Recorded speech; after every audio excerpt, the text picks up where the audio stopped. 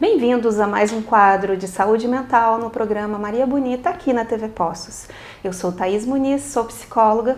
Hoje vamos conversar sobre um tema muito atual, estelionato afetivo. E quem aceitou o convite para estar conversando conosco aqui hoje é a doutora Dayana, advogada. Bem-vinda, Dayana, obrigada pelo nosso convite. Obrigada, eu agradeço o convite. Estou muito feliz de estar aqui com você falando sobre um tema tão atual e tão importante, né? Hoje em dia, algo que vem acontecendo bastante e que tem interferido aí na saúde mental e patrimonial de muita gente. Sim. Então explique para os nossos telespectadores o que seria esse estelionato afetivo. O estelionato afetivo, ele é um tipo de crime, é um desdobramento do estelionato simples, né? O famoso 171 que a gente sempre ouviu falar, no qual a pessoa é manipulada, induzida a um erro sobre uma situação, para que outra pessoa tenha uma vantagem financeira, uma vantagem material para si ou para outro. No caso do estelionato afetivo, especificamente, essa manipulação, ela envolve um contexto de um relacionamento amoroso. Então, é diferente do estelionato comum, por exemplo, daquele golpe do bilhete premiado, que a pessoa ela vai induzir ao erro em relação a um bilhete, que ela diz que é premiado e não é. No estelionato afetivo, a pessoa ela vai induzir ao erro no sentido de fazer a outra pessoa acreditar que eles têm uma relação amorosa, de que eles vão ter um casamento, de que existe aquele vínculo de confiança. Dissimula muitas vezes sobre a sua própria situação financeira, se coloca em situações de vulnerabilidade, né, pede ajuda para o parceiro, cria aquela empatia, né, com a outra pessoa para poder obter essas vantagens financeiras, que não necessariamente vão ser sempre vantagens financeiras em questão de dinheiro ou bens, muitas vezes até pela questão do status mesmo, de conseguir estar ali naquele mesmo ciclo social e ter as vantagens de estar convivendo naquele meio que a outra pessoa convive. Então, para exemplificar, aquela série famosa na Netflix, O Golpista do Tinder, tem a ver com esse estelionato afetivo ou seria outro tipo de crime que ele cometeu? Sim, então, no caso dessa série é um caso bem clássico de estelionato afetivo, né? Que também pode ser chamado de estelionato amoroso, estelionato emocional. O que acontece? Sempre que envolver essa questão da manipulação psicológica, da manipulação afetiva, a gente pode começar a caracterizar o estelionato afetivo. Para caracterizar o estelionato afetivo, não basta ter uma relação e uma das partes ali obter uma vantagem ilícita, né? A gente tem que ter uma série de acontecimentos, de fatores que vão definir se aquilo ali realmente foi um estelionato ou se foi um outro crime. Por exemplo, pode acontecer ali de um casal que realmente tem um relacionamento legítimo, uma das partes abusando ali da confiança da outra, pratica um furto, né? Subtrai ali um objeto, uma joia, valor em dinheiro que estava ali na carteira do parceiro. Nesse caso, não se configuraria o estelionato afetivo, né? Se configuraria ali um furto, que poderia até ser qualificado por fraude, dependendo da forma como ele acontece, mas não exatamente o estelionato afetivo. No estelionato afetivo, a parte que está praticando o crime, ela tem que ter, a gente precisa demonstrar que ela já tinha ali um dolo, né, uma intenção antes de se aproximar. Ela já estava com a intenção de praticar aquele crime, ela já tinha a intenção de obter uma vantagem. Então, a pessoa, muitas vezes, o estelionatário, ele pesquisa sobre a vítima, ele conhece a vítima muito bem, ele se apresenta ali como uma pessoa perfeita para aquela vítima e vai conquistando a confiança dela já com a intenção de obter uma vantagem. Então, esse é o principal elemento que a gente precisa evidenciar para caracterizar realmente o estelionato afetivo. Então é diferente quando tá no relacionamento e às vezes o companheiro furta algo da companheira. É algo planejado, premeditado. A pessoa já entra na vida, seja de uma mulher ou de um homem, ou é comum só com homens acontecer ou só com mulheres? Então, algumas pesquisas elas têm demonstrado que o estelionato afetivo ele tem mais casos registrados em relação a mulheres. Então ele aparenta ter uma incidência maior com mulheres. Mas esses dados eles são difíceis da gente precisar porque existe uma dificuldade também maior dos homens em procurar auxílio nesses casos. Em realmente ele e fazer a denúncia aí na delegacia, se expor. Então, os homens eles têm demonstrado essa resistência maior. Mas é um tipo de crime que todos estão sujeitos e que afeta ambos os sexos. Dentro da psicologia, a gente vê que as pessoas que são alvo desse tipo de crime são pessoas mais dependentes emocionalmente, quando está muito carente, quando veio de um relacionamento fracassado, que passou sofreu um luto muito grande, a autoestima está muito baixa. Então, geralmente, essas pessoas são um alvo mais fácil para passar por esse tipo de situação. Já dentro da psicologia também, a gente vê que as pessoas que cometem esse tipo de crime, em sua grande maioria, mas não necessariamente, são pessoas com transtorno de personalidade narcisista ou psicopata. Porém, também existem pessoas que são de mau caráter mesmo e que estão habituadas a praticar crimes, veem essa situação como uma pessoa, um alvo fácil e acaba praticando esse tipo de crime, né? E você percebe isso na sua prática? Como é que tem sido isso na sua vida profissional? Sim, a gente percebe muito isso, né? A gente tem alguns padrões de pessoas que costumam ser vítimas desses crimes. Geralmente, eles acontecem de várias formas, tem muitos modos desse crime acontecer, mas atualmente, principalmente depois da pandemia, esse crime ele tem se intensificado por meio das redes sociais.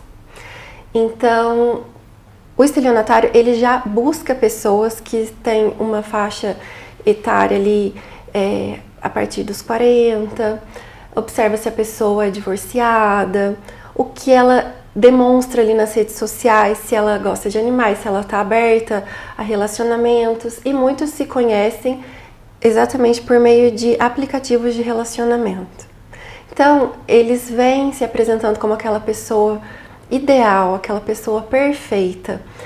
E aí a pessoa que está passando por aquele processo de luto, que já está mais fragilizada, né, às vezes com a autoestima ali fragilizada por conta de um divórcio ou uma traição, ela vê ali aquele par perfeito, aquela injeção de autoestima, aquela pessoa que diz exatamente o que ela precisa ouvir e acaba criando esse vínculo e se envolvendo.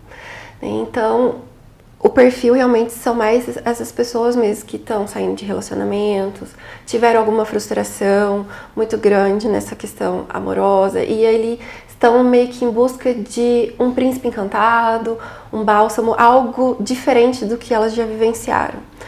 E às vezes também pessoas que estão iludidas, que estão ali buscando relações que são surreais, sabe? Pessoas que se alienaram ali nas redes sociais, vendo relacionamentos totalmente fictícios e buscam isso, supostamente encontram e acabam se envolvendo.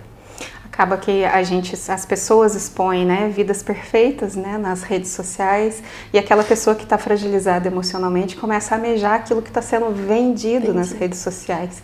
E aí no caso, o estelionatário, ele, pelo que você explicou, então, ele vai estudando aquelas postagens que aquela pessoa faz, a forma como ela se expõe na internet, e na medida que vai conversando, seja por aplicativos, né, vai vendo as necessidades e carências afetivas dessa vítima e é onde acaba partindo para esse tipo de crime. Sim. Vou te dar um exemplo de um caso que eu atendi. Nesse caso, o estelionatário ele conseguiu verificar que, além da carência afetiva, aquela pessoa ela não tinha a condição financeira tão boa como geralmente eles costumam buscar. E o gatilho para ela, além da questão afetiva, foi a questão financeira. Porque ele oferecia para ela informações privilegiadas sobre investimentos.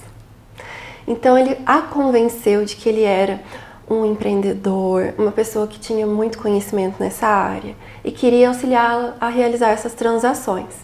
Por conta do vínculo afetivo, pelo vínculo de confiança e diante da necessidade ali, da própria ganância mesmo, né, da ambição ali pelo dinheiro, ela foi fazendo entregas de valores, se enterrou em empréstimos, fez vários empréstimos, realizou esses investimentos orientados por ele, teve um lucro por algum tempo, conseguiu mais dinheiro, mais empréstimos, se endividou mais e por fim ela não conseguiu receber mais nada e a pessoa desapareceu.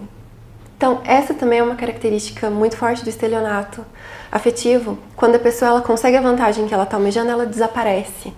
Ela some. É como se ela nunca tivesse existido, os amigos não existem, o emprego é falso.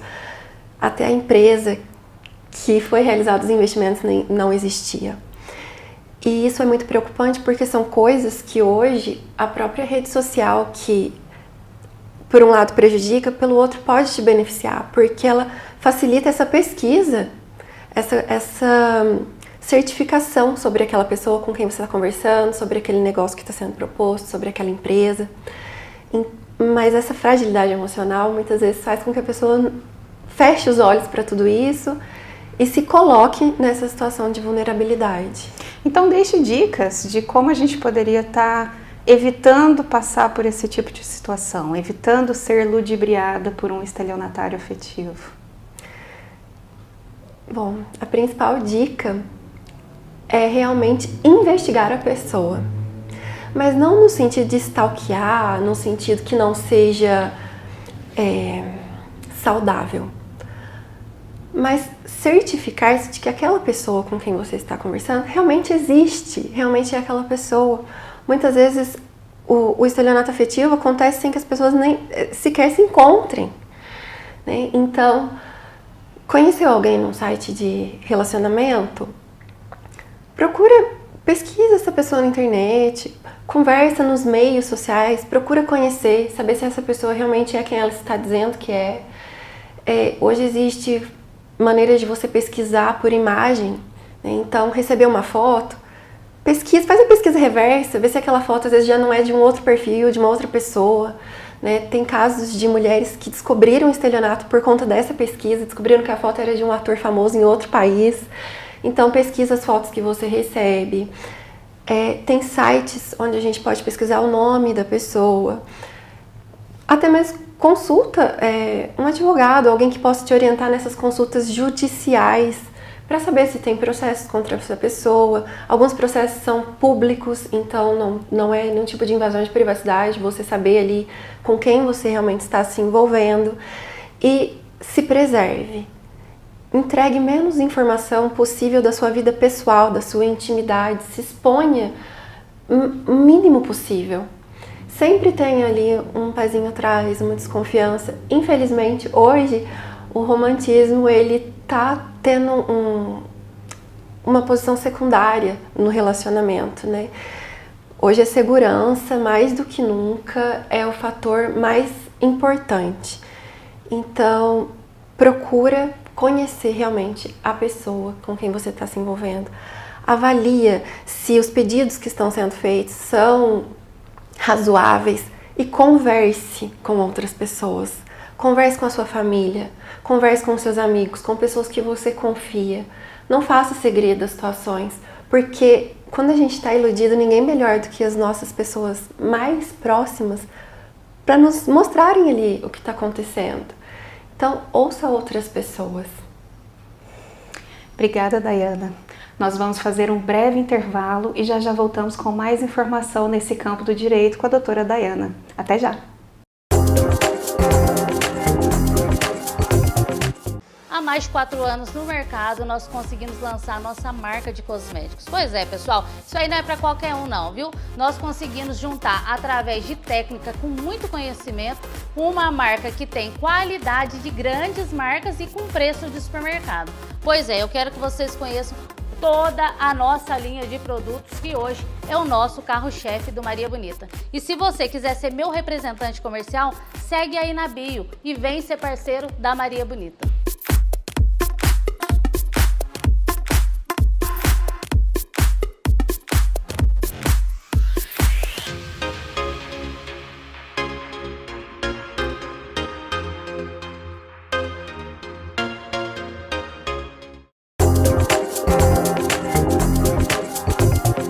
Voltamos! E continuando esse assunto de estelionato afetivo aqui com a doutora Dayana. Doutora Dayana, conte para eles como é que fica essa parte jurídica. Então, essa pessoa sofreu esse estelionato, percebeu, né, que perdeu grandes quantias financeiras. O que a justiça faz com esse tipo de pessoa? É considerado realmente crime? Não é? Tem algum tipo de punição? Como é que funciona essa parte dentro do ordenamento jurídico? Então, hoje a gente tem, né, a previsão do estelionato simples, né, não é o estelionato afetivo especificamente, mas esse é um projeto que está tramitando para ser aprovado, essa tipificação do estelionato afetivo, já que ele tem características ali bem próprias, bem específicas. Mas hoje o que seria feito? A pessoa tomou consciência de que está sendo vítima ali de um estelionato.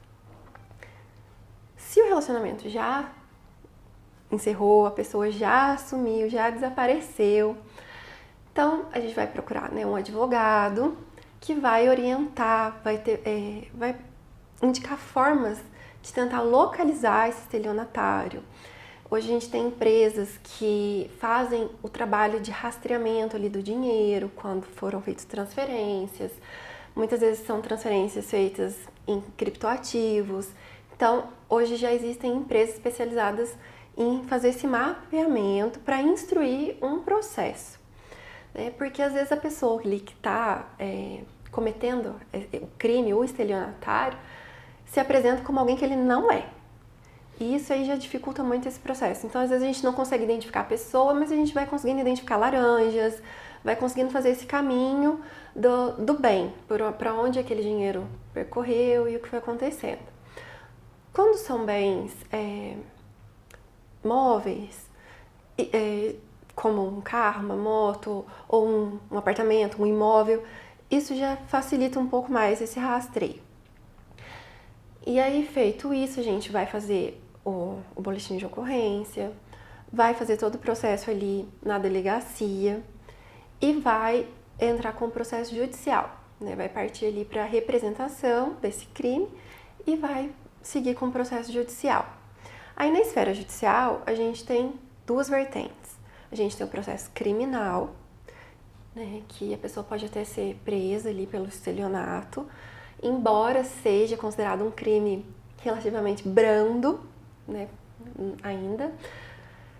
E tem a esfera civil, na qual a pessoa ela vai buscar ali a restituição dos valores perdidos e também pode entrar ali com pedido de indenização pelos danos morais sofridos. Então, basicamente, seria esses dois caminhos. Então, primeiro passo, percebeu que foi vítima? Procura um advogado, delegacia, tudo que tiver de elemento, de prova. Isso até é importante em todo relacionamento hoje. Infelizmente, é triste a gente olhar por esse prisma, mas todo mundo que está se relacionando hoje, não importa se é só um namoro, tenha um e-mail seguro para onde você possa enviar as conversas de WhatsApp, onde você possa ter um backup dessas conversas, das mensagens trocadas ali, dos presentes que foram trocados, valores que foram de empréstimos de dinheiro. Então, tudo isso hoje precisa ter um arquivinho ali, pessoal, porque a gente nunca sabe quando que vai precisar. Seja para pleitear aí um direito, ou seja até para se defender mesmo de uma acusação. Porque hoje no Brasil a gente tem um problema muito sério, que é a banalização das coisas sérias. Então, a gente começa a ter essa incidência de um crime grave, como esse estelionato emocional, e aí algumas pessoas que terminam um relacionamento por ressentimento começam a pleitear um direito ali que não é cabível, uma coisa que não se configura, e aí o parceiro, o ex-parceiro, ele tem que ter elementos também para se proteger.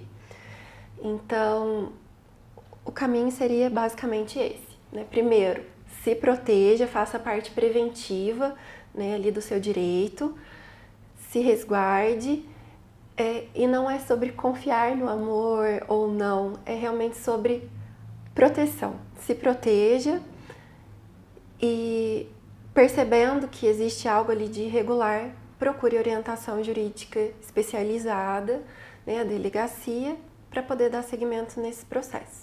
Então, mensagens de WhatsApp, áudios trocados, isso tudo serve como prova para estar pleiteando esse processo.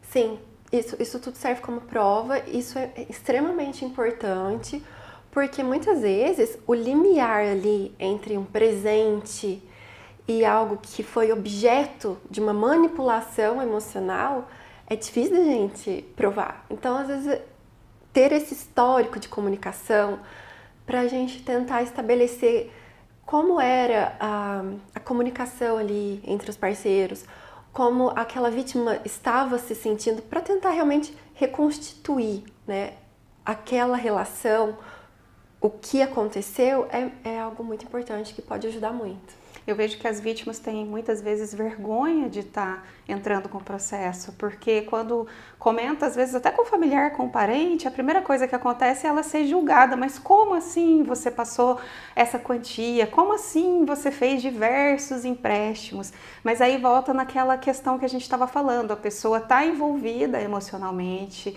ela está apegada àquele vínculo afetivo, e o estelionatário tem uma lábia muito grande, né? Então ele vai envolvendo aquela pessoa de uma forma que ela, como assim, eu não vou ajudar? Eu muitas vezes ajudo na igreja, ajudo pessoas carentes, e aí eu estou vendo talvez o meu companheiro passando por uma situação, precisando de um dinheiro, e aí como é que eu vou negar de emprestar?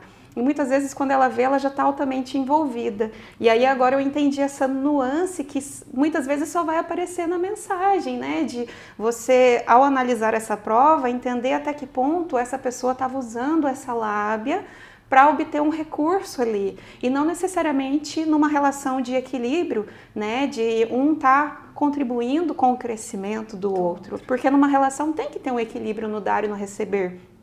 Porque se só um doa, seja financeiramente, seja afetivamente, e o outro só recebe, aquele que doa seca, né? Uma hora não aguenta mais, né? Mas assim, e quando a pessoa está envolvida, né? Porque você explicou quando já deu ruim, a pessoa já sumiu, você já não tem rastro, mas tá, eu estou envolvida com alguém e eu liguei o sinal de alerta. Tem algo a mais que eu possa estar fazendo para evitar chegar onde chegou ou até de estar denunciando? Teria essa diferença ou não? Então, quando a pessoa ainda está envolvida, é o momento que ela vai precisar ter a maior estabilidade ali, emocional, maior clareza. Então, percebeu, suspeitou, estou sendo vítima de um estelionatário, estou muito envolvida.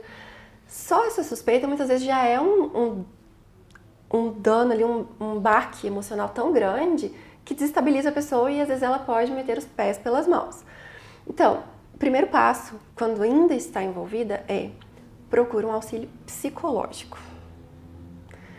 Procura um auxílio psicológico e, paralelamente, um auxílio jurídico. Por quê?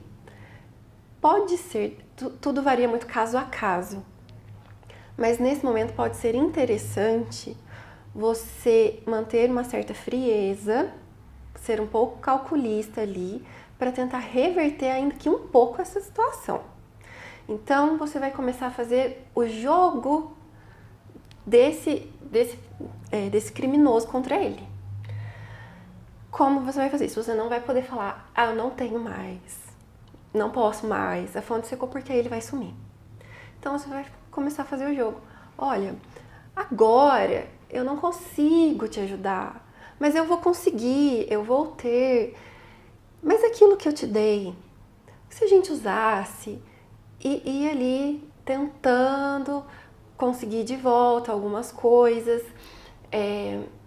coletando informações, porque muitas vezes quando a pessoa se dá conta, ela não tinha coletado nada, ela não tinha nada ali que evidenciasse aquilo.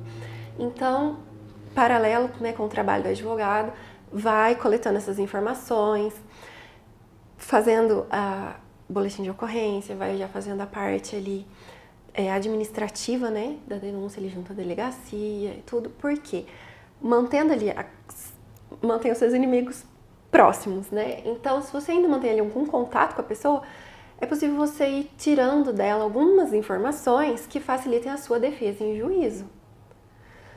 Tá? Mas isso, assim, friso que é caso a caso. Em alguns casos, o melhor realmente é você acabar com aquilo ali, estancar o mais rápido possível e finalizar aquela relação. E, às vezes, até mesmo abrir mão e perder e deixar e não seguir com aquilo, porque a saúde mental ela é sempre mais importante do que qualquer outra coisa.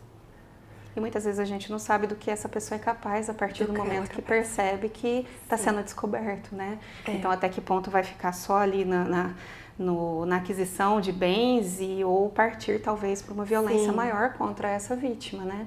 E você falou um dado muito importante, sim. Lembra que a gente, no início do programa, conversamos que, geralmente, pessoas que são atraídas por esse tipo de criminoso são pessoas mais dependentes emocionais, que estão numa carência afetiva. Então, sim, precisa procurar ajuda profissional, não só para lidar com esse tipo de situação, mas num tratamento psicológico para trabalhar essas questões afetivas que está deixando essa pessoa tão vulnerável a esses relacionamentos em que ela pode estar perdendo bens, que ela pode estar cada vez mais abalada emocionalmente com tudo isso, né? E a gente observa até que esse crime, ele encontrou um acolhimento cultural, porque hoje a questão do amor, do afeto, do romance, ela está totalmente distorcida. Seja, por um lado, pela ilusão ali do relacionamento perfeito, ou, por outro lado, pela excessiva banalização da relação. Então, as pessoas elas estão perdidas nesse campo. E a sociedade tem sido muito cruel em julgar as pessoas. Então, se a pessoa se envolve, se ela é muito afetuosa, ela é julgada. Se ela é muito fria, ela é julgada. Então, perdeu ali um parâmetro de relacionamento saudável. Então, as pessoas, elas se envolvem, elas não têm noção nenhuma, né, do que está acontecendo, do que é saudável, do que não é. E se elas tiverem que se expor de qualquer forma, em qualquer tipo de relação, elas vão se sentir muito expostas e muito julgadas. Então, essa crueldade em julgar e falar, você foi bobo, deu porque quis. Isso dificulta muito, né, para nós e facilita muito que esse tipo de crime aconteça. Eu acho que está faltando muita empatia nas pessoas, né? Então, deixa eu me colocar no lugar desse outro que está sofrendo. Será que se eu estivesse nessa situação, sentindo o que ele está sentindo, eu agiria diferente ou igual? Porque olhando racionalmente, sem me colocar no lugar do outro, aí é muito fácil julgar, né? Sim. Doutora Dayana, eu agradeço, né, esse momento tão enriquecedor de tantas informações. Hoje eu aprendi muito também, tinham coisas que eu nem imaginava que iria por esse caminho. Estamos encerrando o programa de hoje e eu gostaria de pedir para a doutora Dayana se apresentar, falar um pouquinho do seu trabalho, suas redes sociais, telefone de contato. Então, eu trabalho, né, no escritório Boaz Bezerra, Advogados Associados. A nossa sede fica em São Paulo, na Avenida Paulista, mas a gente atende online todo o Brasil. O nosso contato é por meio do nosso site, boazbezerra.com.br e o nosso Instagram, BB Associados. Por esses 2 meios você consegue entrar em contato conosco para estar tendo todo esse suporte, esse atendimento. Obrigada, doutora Dayana. Eu que agradeço. E vocês me encontram nas redes sociais, Thaís Muniz, né? Então é @Thaís Muniz Psicóloga, tanto no Instagram quanto no Facebook. Eu atendo presencial e online. Telefone de contato DDD 35 98886 8166. Obrigada, gente, por estarem aqui conosco e até o próximo programa.